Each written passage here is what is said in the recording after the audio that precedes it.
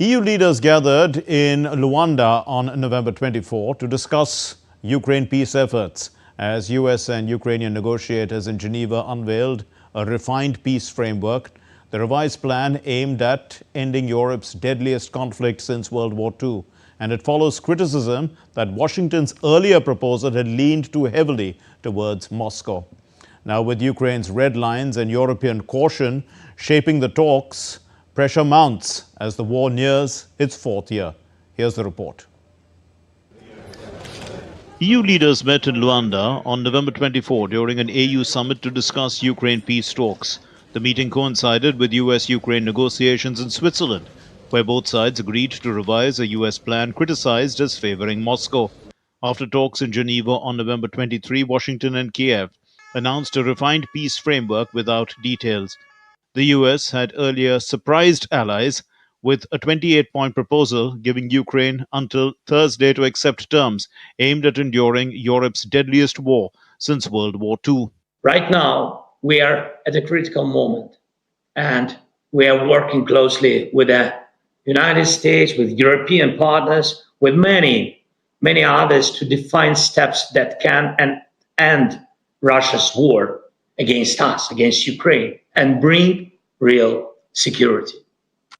Ukraine's parliament speaker said on November 24 that Kyiv's negotiation red lines include rejecting recognition of occupied territories, limits on its defense forces, and restrictions on future alliances.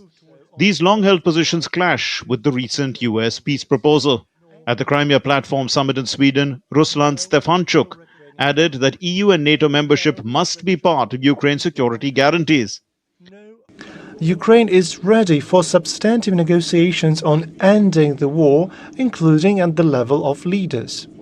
At the same time, we must designate the Ukrainian red lines, which no one has the right to cross, neither physically, nor legally, nor morally. Swedish Foreign Minister Maria Malmer Stenergard told the summit that lasting peace requires Ukraine's borders remain intact and its military free of limits that could invite Russian aggression. Ukraine has offered full, unconditional ceasefire. Russia has not. Ukraine has always been ready to negotiate. Russia has not. Since Russia has not changed its position, neither has Sweden nor the EU. Our position remains that to achieve a just and lasting peace, borders cannot be changed by force.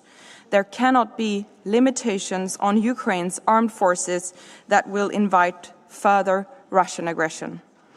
The US and Ukraine's refined peace framework emerged from Geneva talks, revising a US plan criticized as pro-Moscow. The update adds Ukrainian demands and addresses core strategic requirements, though details remain unclear, especially on security guarantees. Ahead of consultations, the EU voiced caution. Let me be clear. Sweden will not recognize Russia's illegal annexation of Crimea or any other part of Ukraine's territory. We will not reward aggression. President Trump gave Ukraine until November 27 to accept the plan. European powers proposed changes to counter pro-Moscow bias. Talks were described as constructive, with both sides seeking an end to the war, now entering its fourth year. The US is pressing Kyiv to agree, while Ukraine weighs peace against the risk of major concessions. Bureau Report, DD India.